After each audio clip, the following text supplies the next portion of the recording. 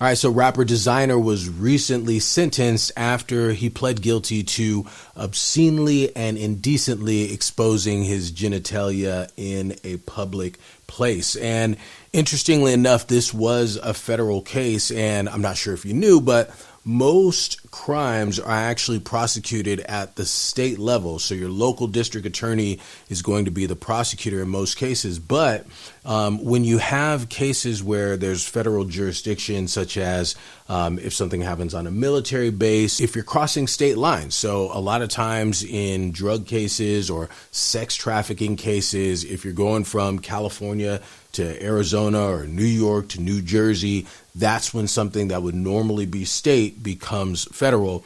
And then in this situation, if you're doing something on a plane, that's when it becomes a federal offense. So you see those signs on the plane that says, if you smoke in the bathroom or in the lavatory, as they say, that is a federal offense, right? So, and this is a pretty bizarre, right? A bizarre set of facts to support a federal case. And especially when you're talking about rappers, Desiigner's,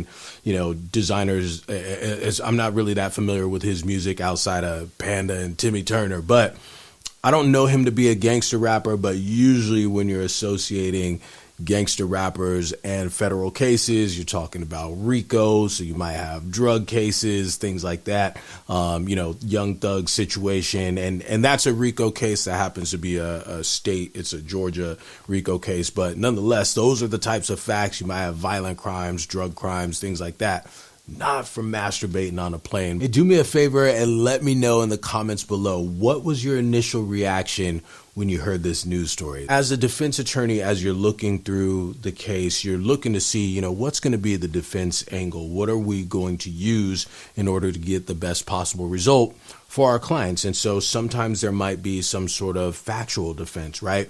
Maybe there was some sort of misidentification, or maybe there was some sort of misinterpretation of the facts. Those are going to be certain factual defenses that might be available in a case, or some sort of legal defenses, right? So you're, making sure that the, all the I's are dotted, the T's are crossed, and the boxes are checked to make sure law enforcement did the proper thing, and making sure there's not some sort of legal basis, via which you can get a case thrown out. But really, in this case, there isn't any legal or factual defenses, right? And he ends up getting questioned by the federal authorities, and you can only imagine just how that particular interview went. Like, you want to tell me what's going on, but honestly, he was honest when he spoke to the authorities. Basically, he's like, hey, I was on tour overseas. I was in Japan. I didn't really get much in Japan, talking about having sex with women. And the interesting thing, not getting much, because that was in quotes, is relative, right? So not getting much for a regular guy might be getting nothing at all, as opposed to a rapper where, or somebody famous, where not getting much can be, maybe 10 women in a weekend or something like that, so it's all relative. But nonetheless, he said he didn't get much. And so, he saw a flight attendant that he found to be particularly attractive, and simply just couldn't wait and had to do his thing. One of the flight attendants obviously caught him, and you could just imagine how difficult that would have been for a flight attendant. She's pushing her little cart, handing off water and orange juice to people, and see this dude doing that, and you're like, I'm sorry, sir, can you please put that away? Right? It just, that is so awkward. But it didn't just happen one time. It was multiple times, right? So they reported that they asked him to stop. He did it again. They asked him to stop, and it had to be multiple times that they asked him to stop. On those facts, when we're trying to find out if there's any legal or factual defenses, we're looking at how does this ultimately play out in front of a jury. If we're listening to this testimony and we're listening to this flight attendant say, what he or she observed, there's nothing there. You're not going to be able to say, no, this didn't happen.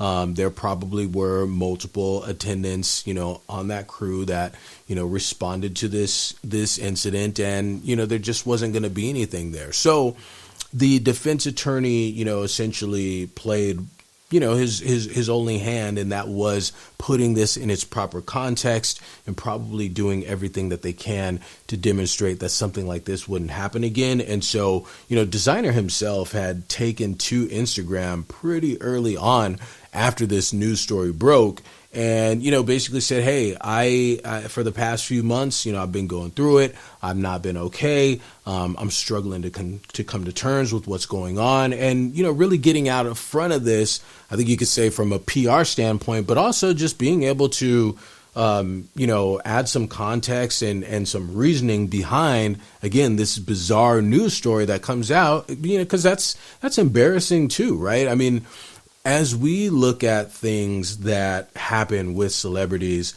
it's just really easy to pile on a celebrity, and you have all kinds of jokes flying around and everything. But, these people are human at the end of the day, and, it's got to be on some level hurtful or harmful if you're seeing all these negative messages on top of, what his outcry was in the first place, was that he was struggling with some sort of mental health issues. And me, a combination of, having gone through mental health therapy for so many years and knowing how useful and beneficial it was to my life, in addition to my career, and just seeing how much mental health issues, ranging from just, mild depression or anxiety to, extreme schizophrenia and bipolar disorder, and, people hallucinating and hearing voices and things like that. Just knowing how much mental disorders can play into a person falling into committing some sort of offense. Again, I'm going to give people the benefit of the doubt. We're also, we're in a new day and age where the stigma associated with mental health issues has, it's going to take more time, but it has been reduced such that people can come out and feel comfortable saying that, hey, I've been going through it.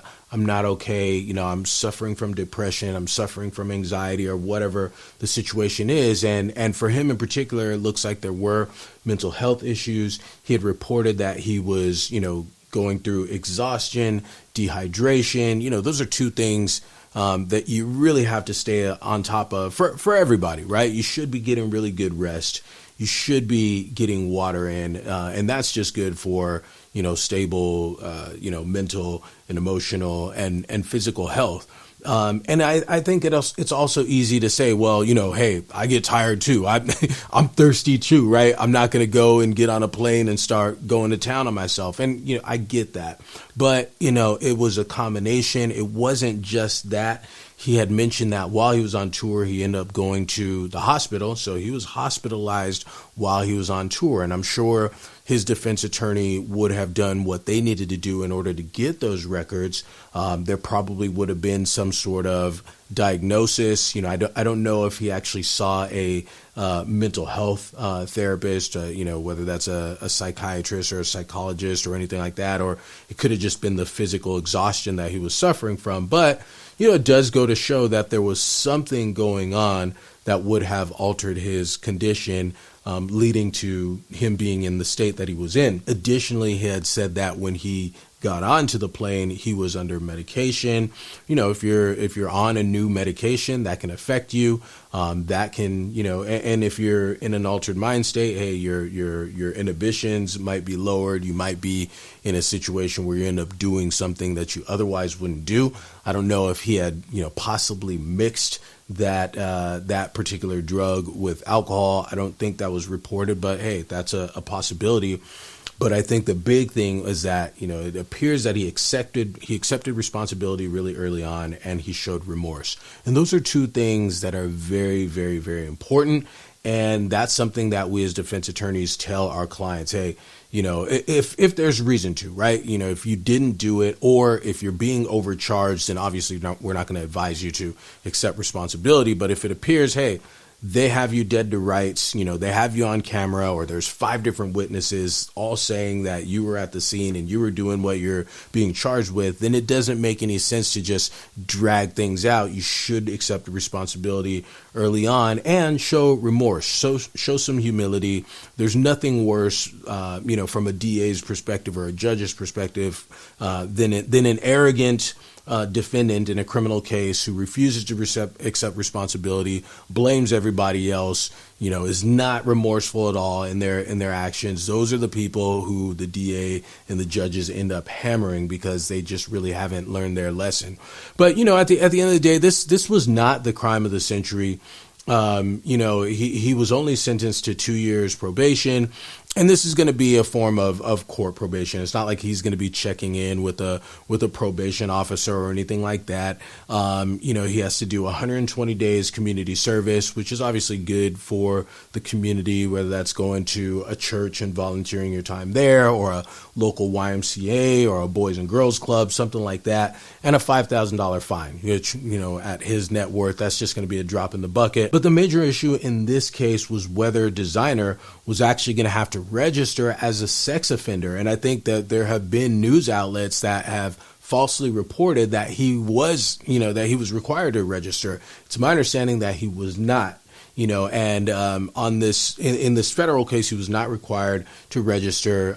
It'll be up to the states whether they consider that activity to fall under their respective sex offender registration requirements. And so he may, depending on the state that he resides in, he may end up having to register, but that's going to be their issue to decide. And realistically, having to register as a sex offender is a very big deal. I mean, you have to report to local law enforcement where you work, where you go to school, if you're in school, where you live. If you move, you have to report to the local law enforcement where you move to within a certain number of days. In California, it's within 5 days. Your information is going to be on the Megan's Law website. So, it's really intrusive and it's a major deal. So it was certainly a victory for him to be able to avoid that. And so for Desiigner, I mean, if he really was going through some sort of mental health issue or is still going through it, I hope he's been able to prioritize